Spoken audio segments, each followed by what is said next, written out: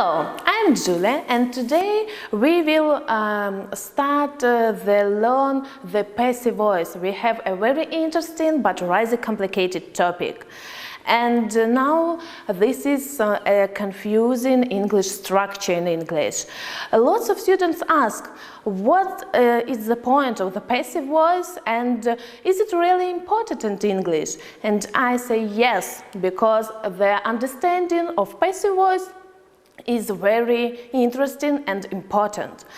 The passive voice is often used by the native English speakers, and it's a big mistake to think that we can use the passive structure only in formal language.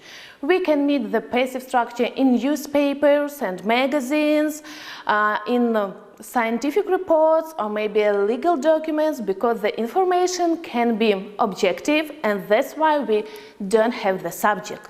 Okay, when and why should we use the passive voice? Sometimes we have some situations when we don't want to say who or what did the actions, and we don't know who did this action at all.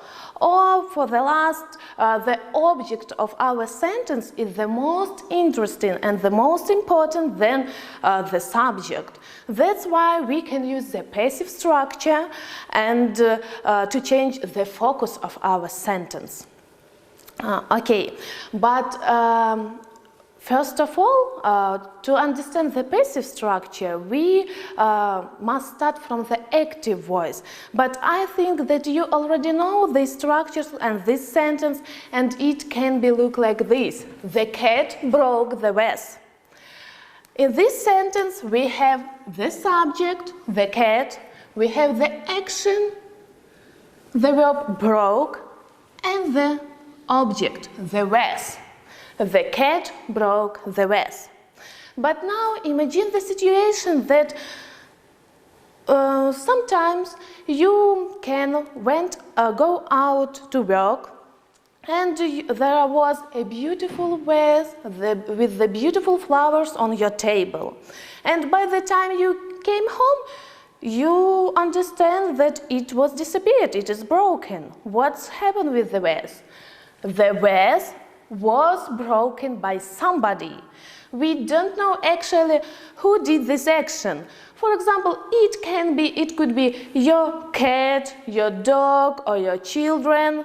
It's not matter, you don't care about this. You don't know. That's why the vase was broken by somebody. We see that the object from the active sentence have a first place, and we have the verb, the action was broken. Okay, imagine a situation that even you want to say who did this action, you can use the preposition by. But about this we learn a little more later. Okay, let's see for some common situations. Yes, we know that English speakers frequently use the passive structures, but this lesson is not about the English speakers, it's about the passive voice, that it will be correct to say that the passive voice is frequently used by English speakers. And I'm sure that you know many structures in your English, and you don't understand that it's passive voice. For example, it's common expressions. First of all, be born. We don't say, my mother bore me on June the 23rd, 1989. We say, I was born on June the 23rd, 1989. The second structure, for example, be called or be named. Imagine a situation that you have a friend, and your friend, he or she, want to introduce you his or her family. He or she don't say people call him Jack. It's not correct. It will be said he is called Jack or he is named Jack. And the last structure that we know is be written. For example, Romeo and Juliet is written by Shakespeare. Today we will study 3 important and famous structure. It's about 3 tenses: present simple, past simple and future simple. Let's start from the first. Present simple. The passive voice of this tense have the structure object for the first place, the auxiliary verb be that can be changed as am is are, and the verb in the past participle form, the third form of the verb. If we look to the past simple, we see that it's the same structure, but the auxiliary verb be can be changed for the was and for the were. And future simple sentence in passive voice have the structure object plus will plus be and the past participle form. Okay, and now let's look how we can transform our sentence from the active voice to the passive voice. We have our example, the cat broke the vase. We have subject, action, and object. But in the passive voice, the object turn to the first and have a first place. The vase was broken by the cat. It's a passive structure. The vase was broken by the cat. Okay, and now let's learn how we can transform the sentences from the active voice to the passive voice. We have 6 steps for this. Let's look. The cat broke the vase. The first and very simple step is to identify the subject and the object of the active sentence.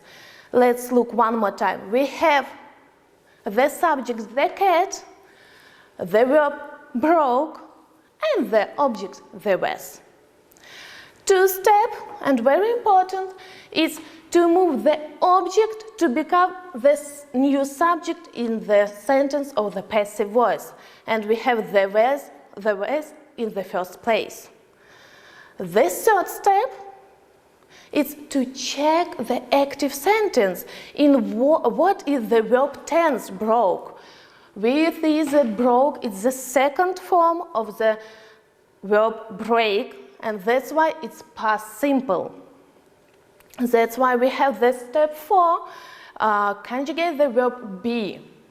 We know the verb be have 2 forms in the past simple. It's was and were. That's why in our sentence we have was, because the was is in singular. Okay, the 5th step of our transformation is adding the past participle form of the main verb in our sentence. And we see that we have broke, it's irregular verb, and the past participle of this verb is broken. That's why we have the sentence, the vase was broken. And the last, the 6th step, it's subject of the active sentence. In passive structures, we can remove the subject from the active sentence at all. If we don't want to say who did or does this action, or maybe it's not matter for us, or we don't know for sure, we can remove it. But if we want to say who or what did this action, we must use the preposition by, and that's why our sentence be the vase was broken by the cat.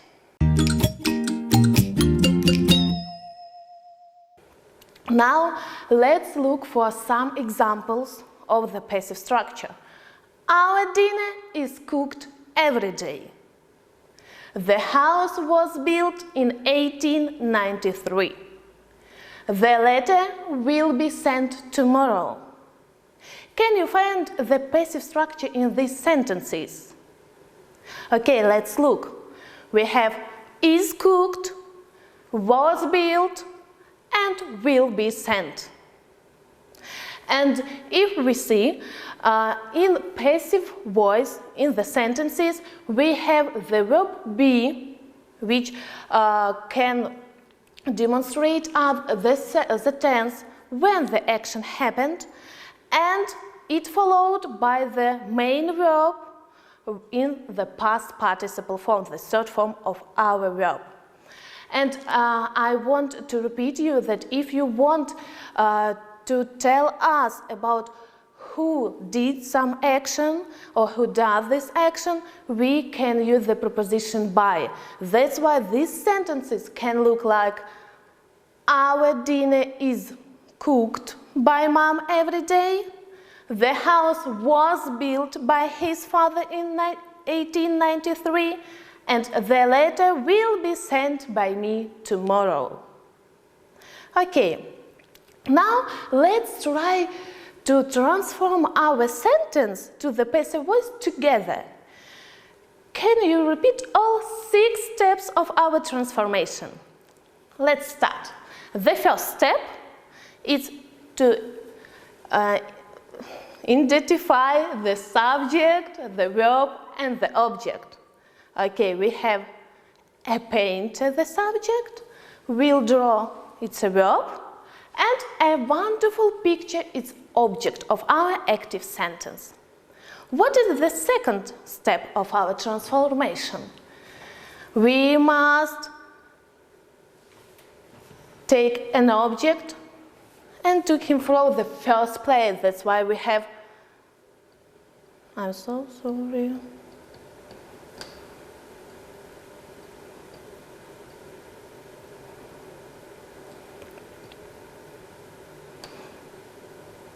Now we have a wonderful picture. Okay, the third step of our transformation, we must check the active sentence in what tense is it. Okay, we have will draw. Will is auxiliary verb and the main verb draw in the first form. That's why we can tell that it's future simple. The first form, we must conjugate now our verb be in the future simple. That's why we have a wonderful picture will be. The fifth step is to write down our main verb in past participle form. The verb draw has the third form, is drawn. That's why we have a wonderful picture will be drawn. And the last step of our transformation is to add the subject from the active voice sentences. That's why we have a wonderful picture will be drawn by the painter. A wonderful picture will be drawn by the painter. Now I introduce you to do some exercises, some more examples. He stole a lot of money from the shop. Let's transform this sentence and we have a lot of money was stolen from the shop. The second sentence.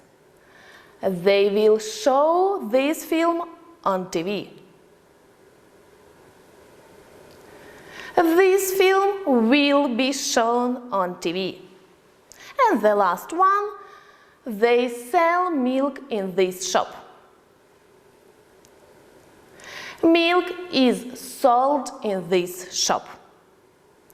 Okay, and now there is enough information for this lesson about how we can use the modal verb in our passive structures, how we make a negative sentence or questions. We will learn and we will study in the following videos. I suggest you practice your passive structure skills in some sentences and some tasks, and to do this you can go into the following links and you can find there some interesting information, some rules and some training exercises. That's all for today. Thank you for watching this video. Practice please your structures and bye for now.